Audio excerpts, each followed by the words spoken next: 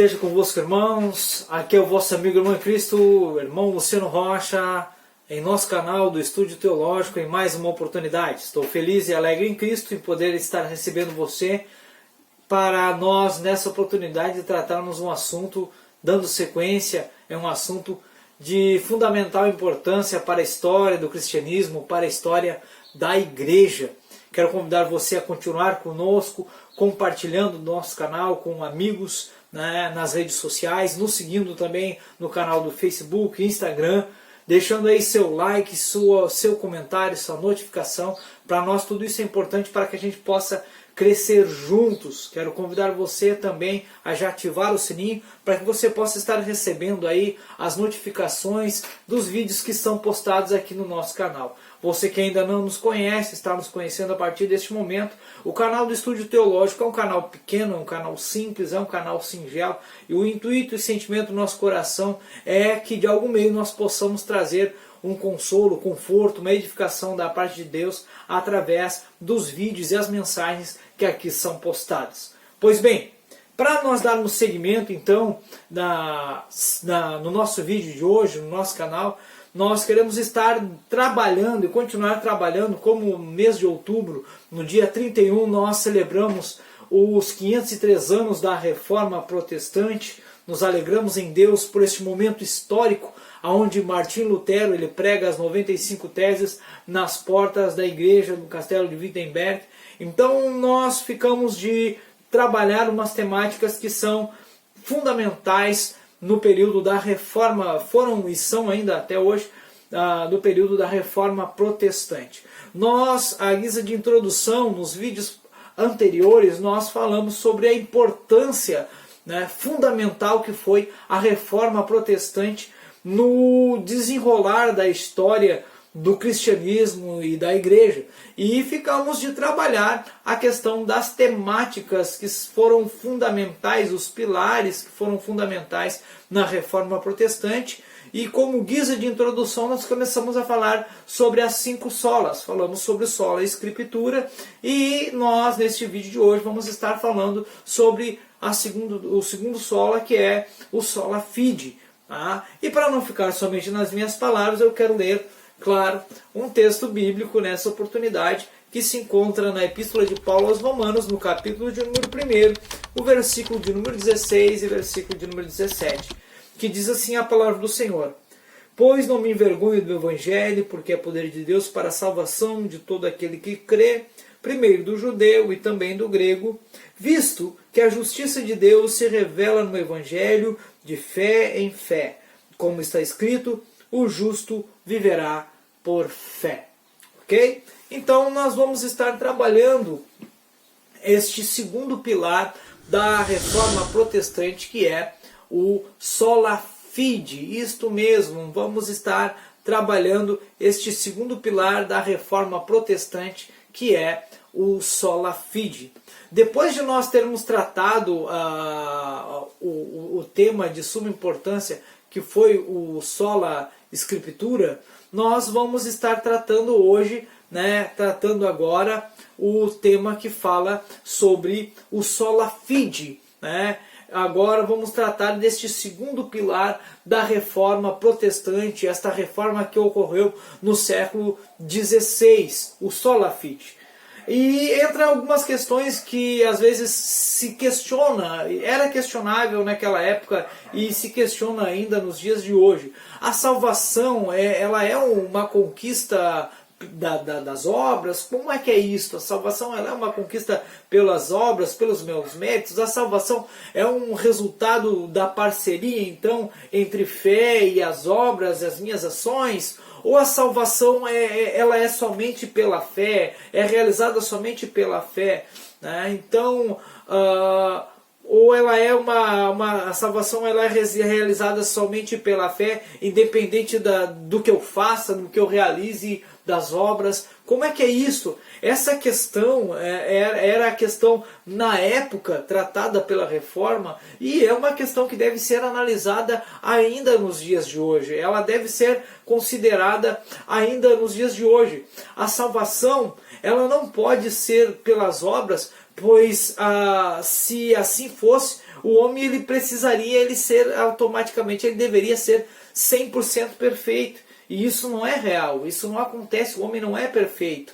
A lei exige uma obediência completa. Você vai ver sendo tratado isso no Evangelho de uma forma mais clara no Evangelho de Lucas, no capítulo 10 e o versículo de número 28. Então o padrão para entrar no céu, você vai ver que é a perfeição, é tratado em Mateus 5,48.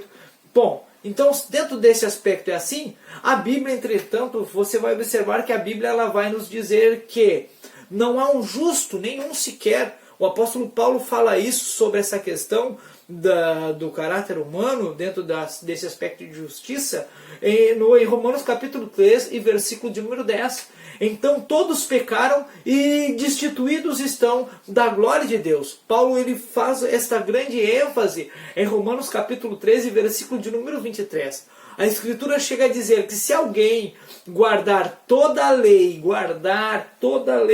observar toda a lei, e tropeçar num único ponto, então essa pessoa automaticamente se torna culpado de toda a lei.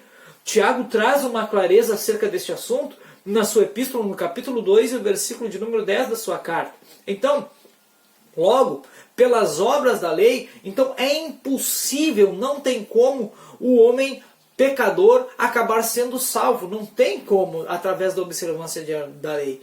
De igual modo, a ideia é que o homem é salvo pela fé, associado às obras, é controverso. Né? Então é um contrassenso. Então a salvação não é uma realização do homem, algo que seja somente pelas obras do homem, um esforço humano em conjunto com Deus, né? Deus e o homem. Não. O sincretismo, ou seja, a ideia de que o homem pode cooperar com Deus em sua salvação, está em total desacordo com o ensino das Escrituras. Se você for observar o que o apóstolo Paulo trata na sua epístola aos Romanos, no capítulo 13, versículo 28, ele vai dizer que o justo que vive pela fé, independente das obras da lei. E ele ainda fala, né? Pela graça sois salvos mediante a fé, e isso não vem de vós, é dom de Deus, não de obras para que ninguém se glorie. Isso aí ele vai tratar na sua epístola aos Efésios, no capítulo 2, versículo 8 e 9.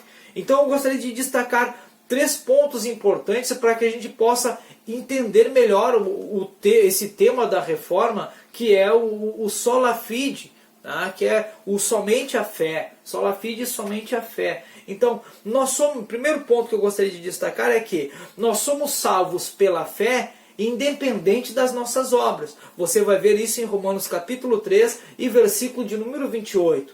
Somos salvos não pela obra que a gente realiza, não pelas ações que nós fazemos para Deus, mas pela obra que Deus fez por nós. Não é por aquilo que eu realizo em prol de Deus, o que eu realizo para Deus, não. Nós somos salvos por aquilo que Deus fez por nós.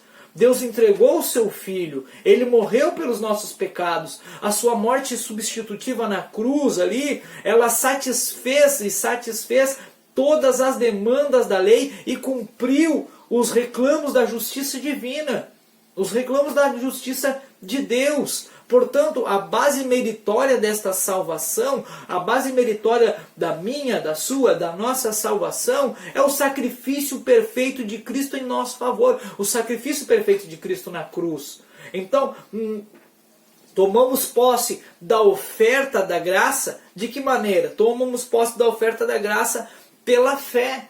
Pela fé nós tomamos posse. Recebemos essa salvação gratuita de Deus pela fé. E a fé é a mão de um mendigo a receber um presente do rei. Nós não éramos merecedores e recebemos isso de Deus, algo tão glorioso. Segundo ponto que eu gostaria de frisar aqui é que nós somos salvos pela fé em Cristo, né? E nele somente.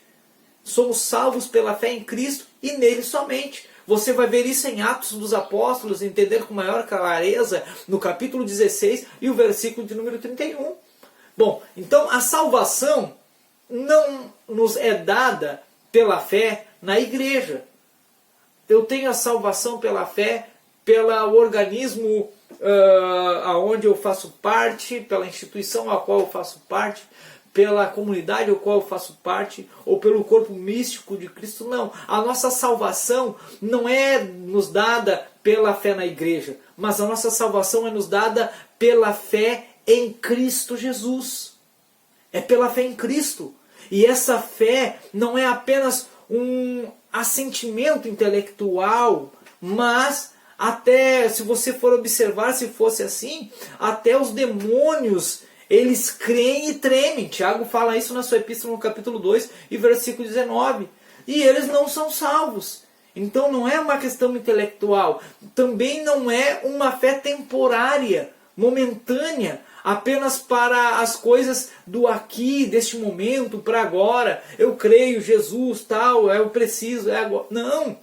Muitos confiam em Deus quando precisam de um socorro, como se Deus fosse um band-aid, né? Vai ali, machucou, feriu, coloca, sara, dá tranquilo, daqui a pouco tira, arranca fora, né? Mas quando o problema termina, voltam novamente às suas práticas de pecado, viram as costas para Deus. Essa fé se dissipa como uma neblina, ela some, ela vai, aos poucos a neblina vai sumindo. Por isso, essa não é uma fé salvadora. A fé salvadora é uma confiança exclusiva na pessoa e na obra bendita do nosso Senhor e Salvador Jesus Cristo. É confiar somente em Cristo para a redenção. É depositar suas esperanças no sacrifício perfeito de Cristo. A Bíblia é enfática dizendo que e não há salvação em nenhum outro porque abaixo do céu não existe nenhum outro nome dado entre os homens pelo qual importa que sejamos salvos. Você vai ver isso em Atos dos Apóstolos, capítulo 4 e versículo de número 16. Então você vai ver essa verdade. Terceiro ponto que eu gostaria de frisar aqui é que nós somos salvos pela fé para as boas obras. Agora sim, em Efésios capítulo 2, do versículo 8 ao versículo 10, Paulo trata essa questão com maestria. A fé e as obras não estão em oposição ou em choque um para com o outro, mas elas completam-se.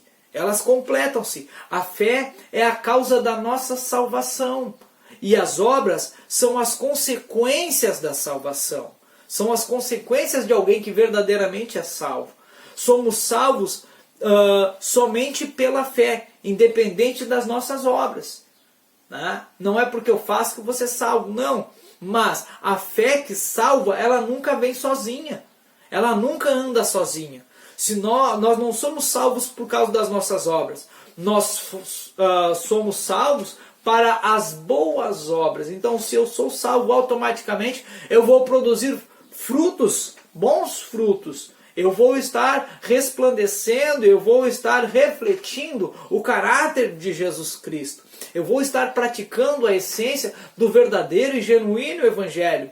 Nós somos justificados pela fé, mas provamos essa justificação de que maneira? Pelas obras, pelas nossas ações. Por isso, a fé, se não tiver obras, por si ela é morta. Por isso que Tiago traz essa clareza em sua epístola, no capítulo 2 e versículo 17. Então, se eu sou cristão, se verdadeiramente eu tenho fé, automaticamente eu vou refletir a essência do Evangelho, a essência do caráter de Cristo e vou ter boas obras. A verdadeira fé em Cristo, ela é provada aos olhos dos homens pela prática das boas obras. O meu caráter, o meu cotidiano, o meu dia a dia, a minha vida, né? Conforme eu já falei alguns vídeos anteriores, né? Se eu sou um bom pai, se eu sou um bom marido, se eu sou um bom cidadão, se eu sou um bom funcionário, né? Uma certa oportunidade, alguém chega para Lutero e pergunta, questiona para Lutero, vem cá, como é que eu posso fazer para ser um bom cristão? O que eu faço para ser um bom cristão? Lutero falou para esse camarada, o que tu faz? Ele diz, eu sou um sapateiro. Então ele diz, olha, se tu é um sapateiro, faça o melhor sapato que puder e venda pelo um preço justo.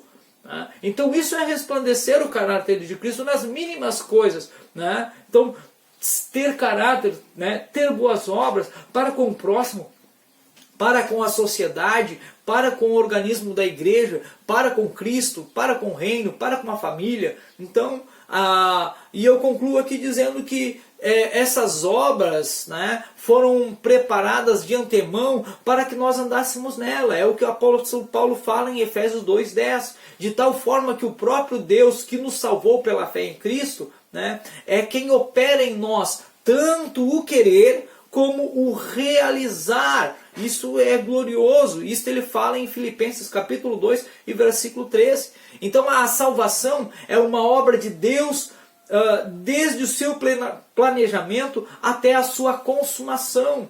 É Deus quem está orquestrando toda esta questão. Ele planejou, ele executou e consumará a nossa salvação, que é recebida pela fé e demonstrada pelas obras.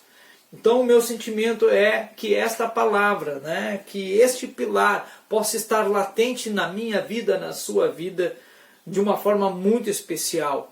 E possamos estar clamando, né, a questão do segundo pilar da reforma protestante, que é o sola fide, somente pela fé. Nós somos salvos somente pela fé em Cristo, independente das obras, mas automaticamente somos chamados para refletir o caráter de Cristo. E se nós somos salvos pela verdadeira e genuína fé que é intrínseca em nós, que Deus insere em nós, esta fé genuína, a fé salvífica que emana de Deus, que o próprio Deus injeta em nós, automaticamente nós vamos refletir o caráter de Cristo e vamos ter e realizar boas obras de uma forma extraordinária. Por isso que o Tiago fala na sua epístola que a fé sem obras ela é morta. Se eu sou salvo, eu vou resplandecer o caráter de Cristo, e se eu vou resplandecer o caráter de Cristo, eu vou ter boas obras. Então eu quero convidar você a exercer esta fé, a deixar resplandecer esta fé na sua vida. Espero que este vídeo tenha tocado de alguma forma especial no seu coração. Quero convidar a continuar conosco em nosso canal do Estúdio Teológico e convidar você a compartilhar este vídeo.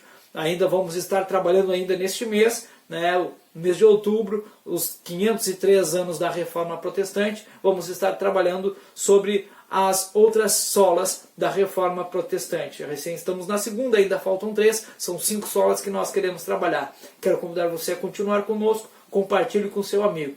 Do vosso amigo e irmão em Cristo, estou ficando por aqui e alegre por você estar nos acompanhando. Um grande abraço e fiquem na paz.